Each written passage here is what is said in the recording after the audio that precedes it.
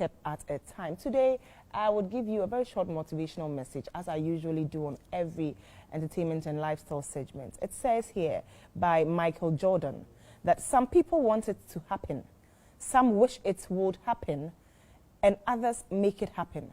Some people want it to happen, some wish it could happen, and others make it happen. Which of them are you? Are you the one who is just wishing? Are you the one who wants it to happen and is sort of in the middle and doesn't know really what to do? Or are you the one who is willing to make it happen and does what it takes to make sure that it comes to light? I really entreat you to be the third. Make it happen today. Step up the thing that you have been trying to do all the time. Read a little about it. Get some insight about it. Stand up and make it happen today. Don't procrastinate. Today, stand up and then make it happen. And that is how to achieve greatness.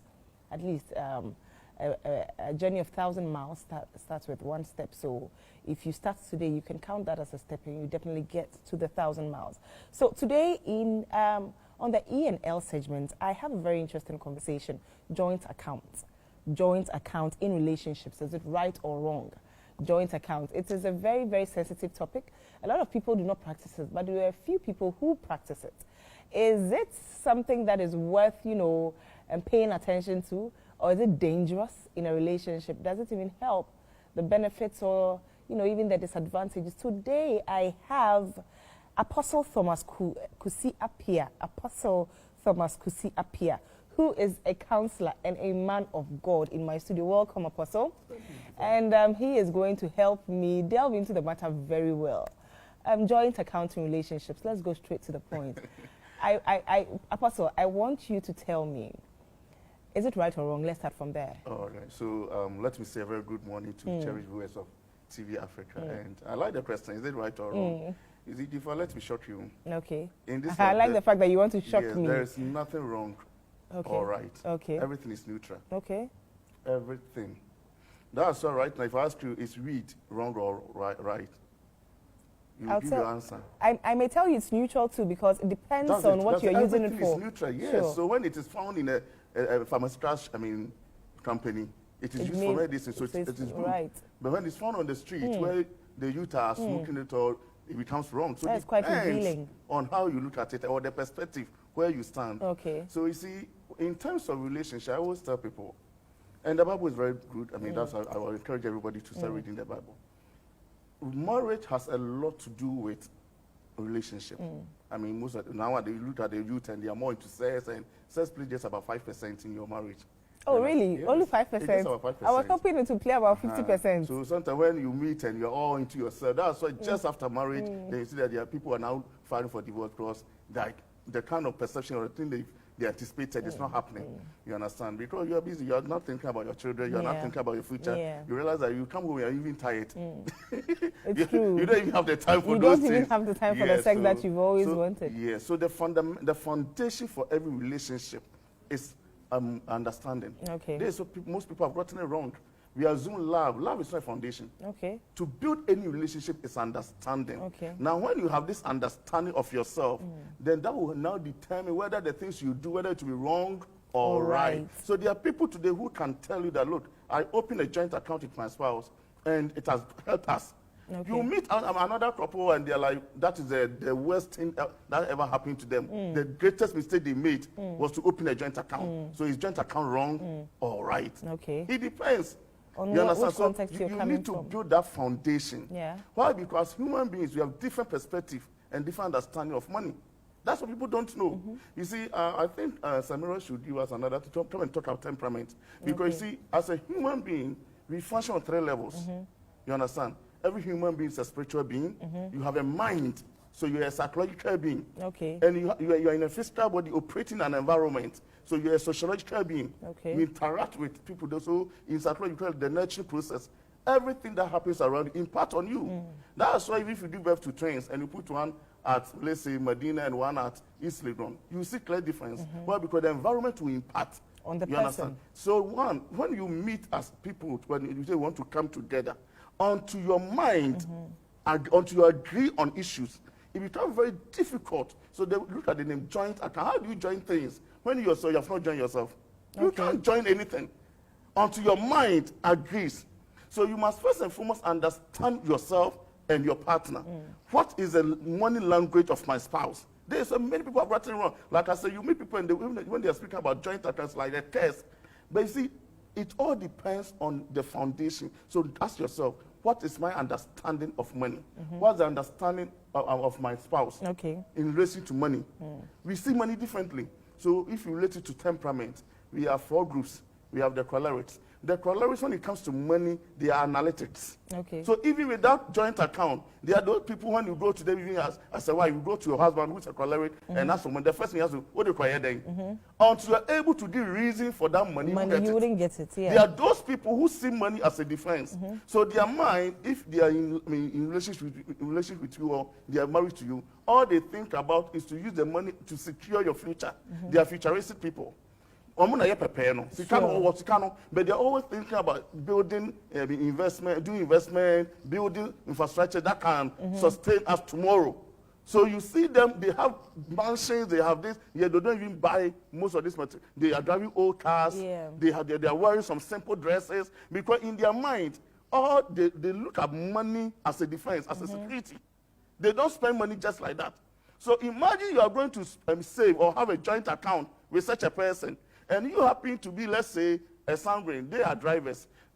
Drivers, they say that they see money that, look, we need to spend. There are those people who are moved by fashion. So when they have the money, quickly, they want to buy the new, the trend. They want to follow the trend. So if you're a sanguine who is a driver, who likes to buy the new clothes, new this, new that, and you are married to an analytic person, choleric, you are going to crash. Because the money is there, you tell, please, I'm sorry, you are not going to buy a new weight. Until you wear this for about 3 months for me to know that it is worn out. Then you need to cry because you're not feel comfortable. Why is that we have money and yet we are not spending it? So until you build this foundation and you start saving, you are heading for doom. We have another group called the melancholists. They are more expressive when it comes to money. You understand? What it means is that they believe that, you see, most of the people cannot just show their love. They show their love through money. So what it means that if, for instance, you have a gift. So if you have a choleric wife, a melancholic wife, and they may be a sister or somebody is doing a program, that's the time she wants to express herself. She wants to go and buy gifts. And you happen to have an analytic husband. He said, look, I'm not there to prove myself. Yes, I won't allow you to Money is for defense. Money is not to show off. So whether you want to give, I don't care. That she will feel so bad that she couldn't express. You know, my brother is traveling. This is the time I need to show something. I said, no, I'm sorry, you can't show anything. Especially the analytic, they move by budget. They are the ones who, for instance, if you decide, okay, we are saving this money towards this building, and all of a sudden something happens, you need money. So, I'm sorry, it's not in our budget. We are not doing anything. And you feel, no, this one is wicked. How can you be so wicked? He's not wicked. So would you advise that couples usually shouldn't go into joint accounts? That's what I'm saying. All that I'm saying is that it's not wrong, it's not right. But you must build the foundation by first understanding the money language of your partner. So that you know that this is a person I'm going to save money with. Even, you see, this thing should happen even before the marriage. That's almost the time when counselors will tell you that before you even think of marriage, think of the degree of compatibility. How compatible are you? Both of you. When you see, and this is what most of the youth are missing now. We assume that because the fellow looks so beautiful, so we are attracted to ourselves. And this is what I've been saying. Attraction is found in the sociological element. I told you we operate on 3 levels. Spiritual, psychological, and sociological. And you must build your marriage on these 3 foundations. Effectively, if not, you can't build marriage on one. But currently, people are building their marriage on just one level. So, for instance, people are building on the sociological factors. I like your family. I know the family you're coming from. You're so beautiful. All these are sociological elements. You build marriage on that, marriage will collapse because you need to check the psychological faculty of the person. But you know, in the olden days, they used to do that a lot. Of course. They just do their research or investigation in the family background, and then they find a sister. This is where most people get it wrong. But their marriage lasts. The olden days were doing all. But their even those who didn't believe in God, I mean, they were not Christians. Before they told, okay, I mean, I know this is from this family. That's a sociological. Introducing, you see them consulting their gods to check the spiritual background. That sometimes they even find a way to let you meet and have a conversation. So checking the heart. the psychological. Yes. So they were building marriages on this 3 level. That's what some of us don't know. We assume that, oh, you know, they can just arrange marriage and say, because I know so and so, Kwame, I know this. So they were doing the others too? They were doing all the 3. This is what we are missing now. Okay.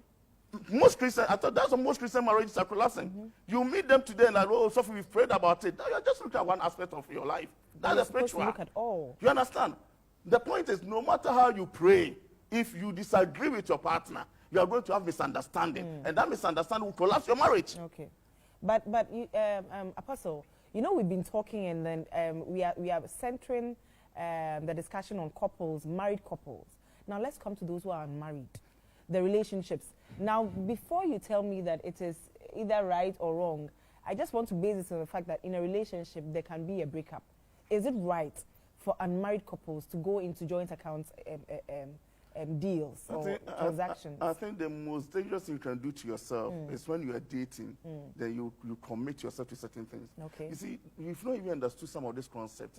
Like I said, like I just illustrated that we operate on 3 levels. So the whole concept of dating is for us to check whether we are compatible on these 3 levels, spiritual, psychological, and sociological. Okay. So at that time, you are now checking yourself. So how can I come and I say, okay, I want to buy this phone, I want to check it, and before even the check, I've paid for it. So after checking, if the phone is not good for you, are you not going to ask for a refund? That's what we are doing now. During the checking process, we are sleeping together. Guilty people in the house. You understand? And I tell women that sometimes when I see a woman who is engaged in that, I'm like, you are just like Ghana Football Association, who can get that up and say, okay, this season the Premier League they are playing, I know Kotoko will win, so I've given the trophy to them already. So if Accra House of Hope should win, are you not going to go for But Apostle, I would like to hammer on that later on. But right now, you are telling me that indirectly, it is not advisable. You shouldn't even think of that. Yes. You shouldn't make commitments. Okay. This is where depression and other things, the moment the person leaves you, people can even go, people can fall into that kind of, depression, like, no, I'm dying. Because, you've invested so much. In a try process. This is a try process. And you have probably lost money, depending on who benefited and who did not. Money, your dignity, everything. And especially to those who are, like I said, if you get time to treat the temperament, those who are melancholics, they are those the mind and everything is attached to their sense of. So the more you see their nakedness, it's very difficult for them to allow to go. So most of them, it even delays their marriage. It's very difficult to even move into another relationship. Okay. So when you engage in some of this and thinking or putting your whole hopes that, oh, I'm going to marry this person. But there are those who have the argument. You were saying that, okay, now you are checking yourself. Yeah, of course. The entire marriage, psychologically, whatever, you are checking yourself. And there are the men, especially the men, who will tell you, I also want to check the entire sex life and everything. Now, I'm trying to draw it a little bit away from religion, or should I say Christianity, because I understand that the Bible tells us or has guided us not to engage in fornication. But those who are very, very psychological, devoid of any interference from the Bible or any religion, they also say that we are testing how you cook, how you behave and everything, how you appear, your appearance, your dressing, your neatness and everything. And so they are testing that part too. It's good you mentioned psychology. I did a little psychology. So when you mention psychology, and then you are coming to my field again. Okay. You see, when you know a little psychology, sex, in terms of psychology, what it means, as you said, let's even put religion aside. Okay. Then you shouldn't even enter into sex or sexual engagement with anybody who you are not married, especially, like I said, the women. Okay. You see, have you seen this solitape? When you paste it on paper, and you take it off. Yeah. The next paper you put it on, it may stay, but it may not stay stronger. Yeah, it will lose but when you are strength. peeling it off, it will still take some. Yeah. But, that's how sex does to you psychologically. Okay. Your trust is like a glue. Okay. Anybody you sleep with, you do that on trust basis. Okay. As you said, we are anticipating marriage. The moment you break up, that bonding in you, part is already covered. So that's when you engage in 2, 3, 4. That's today most people in marriages are suffering the mistakes of people. Some women it's just a to-do because I'm old, I have to marry and give birth. Their heart is not even in their marriage because of the past thing they've done. How they committed themselves to some of these people, and now they ended up disappointing them. today their husbands are the ones paying. Are you getting it? So psychologically, your emotions, you're destroying your own emotions. So when you look at sex, no matter the angle you look at, even physically, no matter how you look at it, you shouldn't even think of it. Because it destroys your own, I mean, your future relationship. Okay. So Apostle, Apostle is telling everyone out there that it is better for you to abstain from sex and wait until you are married. And you should not also commit financially, no joint account before marriage. You can consider it after marriage when you have cleared that your partner is somebody you can have that transaction with. Not even in marriage, like I said, because before you get one, like I said, the rule is get to know yourself. Yeah, so I can even get to know myself and realize that, you know you, Exactly. So perhaps I know, during counseling, when you do some of this assessment for people, sometimes you can even come to a conclusion that, okay, we are going to have this joint account, then keep separate accounts. So there's a percentage we can contribute into this account. Whilst we keep ours, because as an expressive person, my landlord, I need money to be doing my own things.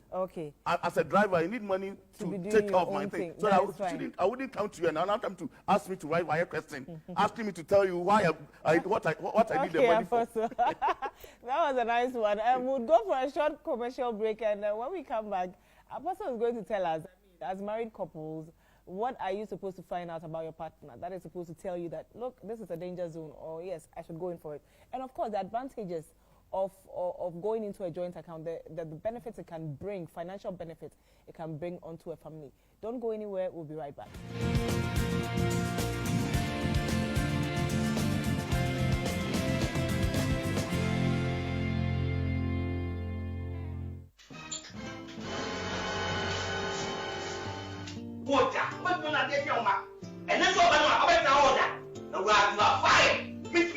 Malaria and tea. Malaria therefore yaw. Enti awo. Ashire customers. When we say mami aye smart. Ape CB Malakio. Amma ne baya odiko school. She say aduane si berry market chi anim. A ontimi ni. Didi kakra ma me wate. Onya. And now Emma when be around to walk. So we have malaria test. Maybe we want. And trapetwa and the CB Malakio. Ye dinu na. Me hahama. And now ki kabom asone so aye CB Malakio. And no way so there. And no grow. Aye tata shit. A drawing ye ma apelfo. Abate a woman for. Any kwada won ni fie dunya. Diana. What would you win? FD ahwehwe saa ejedi nkrato yi mu agye atomu se eye.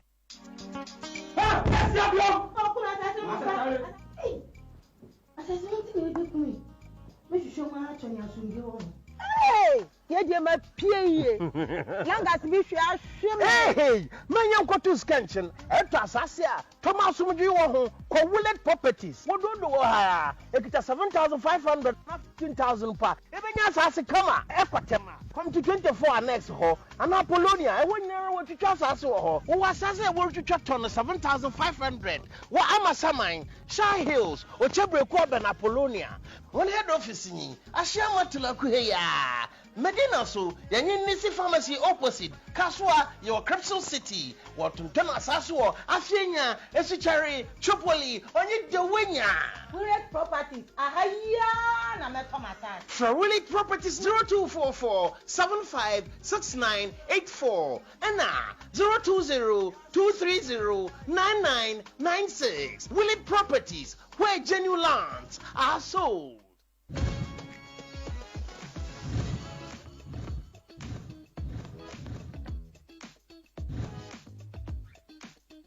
Hey. Hey, GTP. Of course, Clemento. Me and GTP go way back. Thank you. And I rock it confidently. Your dress is colorful. That's GTP. Our colors don't run. Yes, that's genuine. Madam. Another way to ensure the GTP you're buying is authentic is by scratching the white sticker to reveal the 12-digit number. Text the number to the short code 1393 across all networks for free, and you get a text within seconds telling you if your GTP is authentic or not. GTP, timeless. Before me is a demonstration of the damp-proof paints. Someone will ask, why the basket? The basket because we have an adage in Ghanaian language that says you cannot use the basket to fetch water. But with Easy Dam Proof, you can. Why? Because it's very efficient. It's very potent. It is good for your foundations, especially those lands that are in waterlogged areas, for the roof, for our fish ponds, for our swimming pools, and it's healthy. It is not chemical, so you are safe. Your children are safe. And everybody who goes into the swimming pool is also safe. Is it improved? It's also washable. Watch me.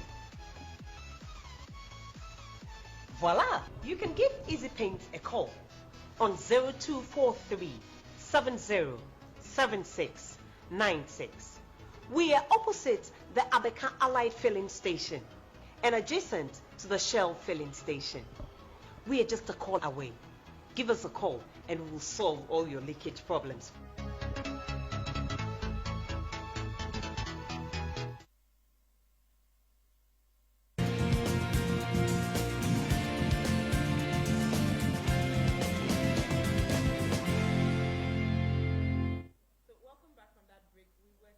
With Apostle Thomas Kusi-Appiah, and he was, you know, I mean, there were a lot of people who I'm sure were a little bit uncomfortable behind their screens because he was telling you point blank what the Bible has been saying. Fornication, it's not good, and that you shouldn't engage in sex before marriage, psychologically and even religiously. So if you're uncomfortable, you should know that we've not seen you, so don't worry. It's just between you and your God. But then, yes, we'd have to continue our conversation about the joint account and what you are supposed to look out for in your partner. That is supposed to indicate that the partner you have is okay for a joint account or not okay, or even yourself. The things that you should even know about yourself that instigates or tells us that you are ready for a joint account or not. So, Apostle, what am I supposed to look for in my partner? Yeah, in this case, just put a word in my mouth, so let me do a little correction. All that I said is psychological. If you want to know spiritual, I'll give you one. Spiritual issues, or reason why you shouldn't have sex. Let me add, because it's mentioned spiritual. I didn't talk about spiritual. Now, anybody watching us, you know this. Okay. We can read it. Proverbs 20, Proverbs chapter 23, verse 27. Okay. Any woman you are not married to, the moment you sleep spiritual, you're burying yourself. Okay. That's what most people are not aware. You are destroying yourself, your destiny, everything. Okay. That's why the moment you engage in that premarital sex, people, it can be very difficult to even get married. Okay. Because you destroy a lot of spiritual, you break the barriers around you as a person. Okay. So, like, as if I want to move to a spiritual aspect, it's a different ball game. Okay. That's so fine. Would make sure that there will be a day that, if Samira is listening, so that we can discuss sex before marriage at length, both perspectives from the physical, spiritual and psychological. Yes, but before that, so with the joint account, when you want to know the advantages, the first thing that it enhances communication. Okay. So for instance, Jifa and let's say the husband decides, okay, we want to put our finances together. Yeah. What it means is that you cannot go behind any of you and do anything. So anything you have to communicate and okay, we need money for this. So you even do your budget, you plan. And which enhances communication. No, communication is one of the key elements in marriage. Most marriages are collapsing. Which are the three most dangerous things that kills marriage is sex, communication, and finances. Okay. Most marriages are collapsing on these three levels. Okay. So joint account will rather help you to enhance, because if you need money, then you have to come. We need to talk. We cannot be fighting the house and still keep a joint account. Yes. So it means it opens us up, our communication, so that we can discuss issues. We know how we are planning for our children. We know how we are planning for our rent, anything we are doing in the house. That's one of the greatest, or the main reason we advise couples that, look, it's important if you can keep joint account. It will be good for you. Like I said, that's after you've done your own assessment. Okay. Very important. Exactly. The assessment is what I also wanted you to tap on a little more. Because what I'm supposed to look at for myself to decide whether I'm somebody who is capable of handling a joint account situation, or what I'm supposed to look in a partner. If I'm newly married and I want to consider joint account, what am I supposed to look out for in my partner to decide? Before you can even think of entering into any relationship or marriage, you need to know yourself first as a human being. you need to do your own SWOT analysis, knowing your strength and your weakness. Okay. There are people who know, they will tell you clearly, tell me, they see a handle straw. Start not the man made meaning start so share. So you know, you clearly understand yourself. So if you meet a partner and your partner is very straight on this, then you can know that, okay, please let's put our money together so that you can manage it. If not, I'll be mismanaging my finances. So you need to know yourself and know your partner. Okay. This is where you are getting it wrong. So that even brings us to another thing that I always tell people that, look, counseling is another thing. You don't go when you've already engaged in all these things. When you meet somebody, that's when you need a professional counselor who can assess you, you understand, to help you take a decision. Like I said, just recently I did counseling for, people, young people came around, came to me, and after the counseling, the lady told the guy, I think we'll be better off as friends. Wow. Yes. Because like I said, there are 3 foundations you're looking at here. When we check the spiritual background, the gentleman, he didn't say anything, but after praying, we realized that spiritually, there's that altar in the house that after 15 years, every man loses their wife. So I asked him about the father, and he mentioned it, and I said, check it. So does that mean he will never be able to exceed 15 years in his marriage? It means you need to stand. It's an altar that has been built. You know, our forefathers did a lot of things. That's what I say. So most of us, we are entering into marriage just looking at the physical, how Jifar is so beautiful, how Samira is so beautiful. But do you know the spiritual background of her? We don't look at those things. Exactly. Then you go in, and like 10 years, you are gone. Some funny accident, you are gone. And it is normal. It's not normal. It's an altar that has been built that, look, you can't cross 15 years with your wife. Your wife must leave you. Are you there to me? Yeah. So when, just after praying, then I asked him, I said, okay, let's start from your dad. Where's your mom? When he did that, about the grandfather, almost all of them, I said, so you need to be, active and pray about some of these things. Yeah. He didn't know, so now he's aware. Which means it's an altar you are going to fight. And check the background of the woman too, spiritual. So you can assume you have 4 altars in my house. You have 10. You are going to fight 14 altars. And we may Are you not be getting able it? to, yeah. Assuming you have 2 and I have 1, we can manage 3. Yeah. That's why, so sometimes when you do this assessment, then you can know whether we can be very, very good friends. Rather than, because when you marry, you have the strength. The Arabian baby, there are some sickness, you take it to clinic. Others you have to send it to regional hospitals. So you need to know your strength spiritually and know whether you can help Jifar to fight the battles from her home. Yeah. If you don't have that strength, then look, we are friends. Are you getting it? Yeah. So these are the foundations you must know. And that's when many people, sometimes we walk around people asking, why are marriage collapsing? Why are Christian marriage collapsing? Every marriage will collapse because no matter how you build it, like as we don't so even build it only on spiritual. Yes. The spiritual is only the foundation. Part, yes. You understand? If you can't take her, if you can't feed your wife will leave you. Are you getting? You don't use prayers to buy fuel. Are you getting? You don't use prayers to pay I like that so much. Yes. You understand? Exactly. So you need to understand that, look, you are a human being operating in an environment. Your rent will not be paid by prayers. Sure. Your landlord will not say, I have paid into your account. Go and take them. No, you need to work and pay. Yeah. So you need to understand that the person I'm engaged or I'm getting closer, I'm going to marry, is well to do at all these levels, spiritually, psychologically, sociologically. Okay. So you need to do this assessment. So I advise people, look, seek for counseling. You understand? Yeah. Most of the time, the reason why the people... And you advise them to seek counseling when they have entered a relationship and not after they are done with all when you sleep with somebody spiritually, you are joined to that person. Yeah. So when you talk of marriage in the spiritual sense, it's true sex. Okay. Are you getting it? Then a lot of people are married and yes, they don't know they are married. That's right. So just recently, I met some ladies. I was counseling them, and I'm like, you are praying to God for my marriage. You are a hypocrite. Can you imagine? I called Jifar and said, Jifar, I'm so hungry. I need food to eat. Then you come, go back, you bought some fried rice, bring it to. By the time you get to my place, I have fufu, a bowl of fufu with all kinds of meat on it. Enjoying myself. Will you give me that food? No, you are praying to God to bring you a husband, yet you're already married spiritually. Your legs are full. You don't sleep alone. Are you getting it? Like Samira. You don't sleep alone. And you are still praying. You are a hypocrite. Today, Samira is on fire. But I think I quite understand you. And if what you are saying is exactly what is happening, that means to say that a lot of people have been married and divorced a lot of times, even before they get married. Do you know, even physically, when you marry and register it at court, do you know you can't go and marry another person until you've cancelled that marriage? Of course. That's it. So there are some people today, yes, was it 3 days ago? Yes, a lady called me, and I was telling her, you are still thinking about that your old boyfriend. and praying to God to give you a husband. You are deceiving yourself. As long as your mind, your emotion are connected to that person, God will never give you another husband. Okay. So it's not even just about the physical. You need to understand all these levels. Sure. So, Apostle, I quite get you. It seems that the sexual part of this whole thing is playing a good role, and I really hope that we get you again and talk about it. But before we continue, I just want us to end with this. You mentioned divorce, about the issue you had with one of your clients, or should I say that? And you have mentioned a very, very rising factor in Ghana or in marriages. Divorce is on the rise. Now, even though in relationships we can end, we know that marriages now end even after a year.